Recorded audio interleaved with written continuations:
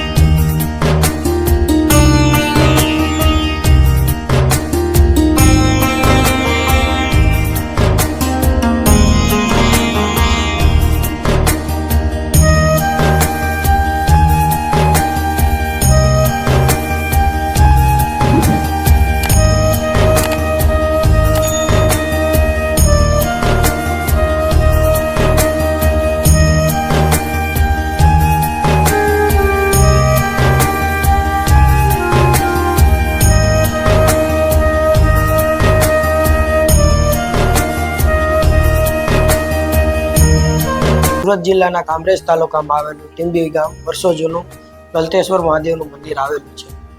મંદિરમાં 61 ફૂટની ઊંચી શિવજીની મૂર્તિ છે। એ શિવજીની મૂર્તિ આકર્ષણનું કેન્દ્ર બન્યું છે। વિશાળકાય શિવજીની પ્રતિમાની અંદરના ભાગમાં 12 જ્યોતિર્લિંગના દર્શન થાય છે। 12 જ્યોતિર્લિંગની અંદરના ભાગમાં ફોટો અને વિડીયો ઉતારવાની સખત મનાય છે। જો ઉતારતા પકડાય તો કાયદેસરની કાર્યવાહી કરવામાં આવે છે। અને ખાસ મંદિરના ગલતેશ્વર મંદિરના શિવલિંગના ગર્ભગૃહમાં પણ વિડીયો ઉતારવાની મનાઈ છે, જે ખાસ ભક્તોએ ધ્યાન દેવું। આ મંદિરમાં શ્રાવણ માસના ભક્તોની ભારે ભીડ જોવા મળે છે। શ્રાવણ મહિના શરૂ થતાં જ શિવજી મંદિરે હર હર મહાદેવના નારાથી ગુંજી ઉઠે છે। આ મંદિરે તાપી પુરાણમાં ઉલ્લેખ કરવામાં આવ્યો છે। શ્રાવણ મહિનાના સોમવારે ગલતેશ્વર મહાદેવ ખાતે ભક્તોનું ઘોડાપૂર ઉમટે છે। આગળ તમને ઇતિહાસની વાત કરું તો તાપી કિનારે આવેલું આ મંદિર જૂનું પૌરાણિક મંદિર છે। આ ગલતેશ્વર મહાદેવ સ્વયંભૂ છે। ભગવાન શિવજીની આરાધના કરી ભક્તો શિવમય બની જાય છે। ભગીરથી રાજાએ પોતાના પૂર્વજોનો ઉદ્ધાર કરવા માટે ગંગાજીને પ્રસન્ન કર્યા હતા અને પૃથ્વી પર પધારવા પ્રાર્થના કરી હતી, પરંતુ સૂર્યપુત્રી તાપી માતાનો પ્રભાવ જોઈ ગંગાજી પૃથ્વી પર પધારવાની ના પાડે છે। ત્યારે શંકર ભગવાને નારદજીને તાપી માતાનું મહાત્મા એટલે કે પવિત્રતા હરી લાવવા માટે પૃથ્વી પર મોકલ્યા હતા। નારદજીએ પૃથ્વી પર આવી તપ અને પ્રાર્થના કરી તાપી માતાને પ્રસન્ન કર્યા। તાપી માતાએ પ્રસન્ન થઈ નારદજીને વરદાન માંગવા કહ્યું, ત્યારે વરદાન રૂપે નારદજીએ તાપી માતાનો મહત્તમા માંગ્યો। તાપી માતાએ નારદજીને વરદાન સ્વરૂપે પોતાના મહત્તમ તત્વ આપ્યું, પરંતુ વરદાનના મળવાની સાથે જ નારદજી ભયભીત થઈ જાય છે। તેમને શરીર પર સફેદ ડાઘ પડી જાય છે, એટલે કે આપણા ભાષામાં કહીએ તો કોઢ। નારદજી પોતાના પિતા બ્રહ્મા પાસે એ જ અવદશામાં ગયા।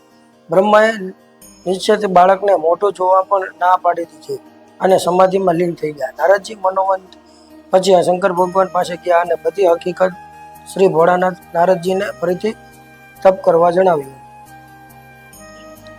અને કહ્યું કે તાપી માતા દયાળુ છે, એટલે અવશ્ય પ્રસન્ન થશે।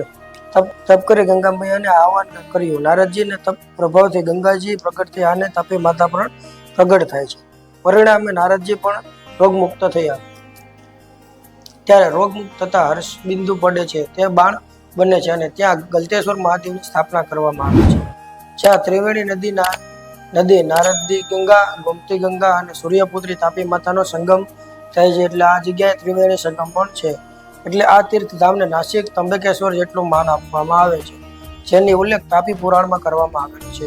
કહેવાય છે કે અહીંયા કુષ્ઠ રોગ એટલે કે કોઢ રોગના ભોગ બનેલા ભક્તો પણ મોટી સંખ્યામાં આવે છે અને ત્રિવેણી નદીમાં શ્રદ્ધાપૂર્વક સ્નાન કરી અને ભગવાન ગલતેશ્વર મહાદેવના દર્શન કરી મનુષ્ય પ્રભાવ અને ભક્તિ કરે છે। તે ભક્ત ફરી ગર્ભાવસ્થામાં આવતો નથી અને જન્માંતરથી ફરીથી મુક્ત બની જાય છે।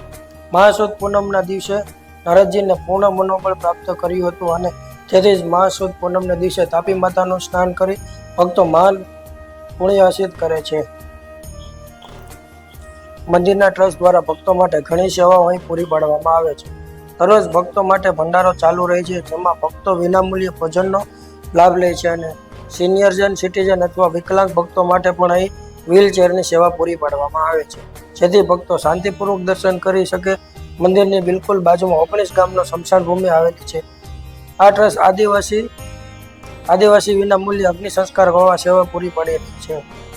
ટીંબા ગામમાં આવેલા ગલતેશ્વર મહાદેવ મંદિર ઉપર ભક્તોનો ભરપૂર વિશ્વાસ ધરાવે છે, જેથી આ મંદિર ભક્તોની ભારે ભીડ જોવા મળે છે. શ્રાવણ માસમાં આ મંદિરે ભક્તોને ઉભરાયેલું રહે છે. વળી એવું પણ કહેવાય છે કે મંદિરના બિરાજમાન ગલતેશ્વર મહાદેવના આશીર્વાદથી ટીંબા ગામમાં લોકો પણ આજે સુખી સંપત્તિ છે.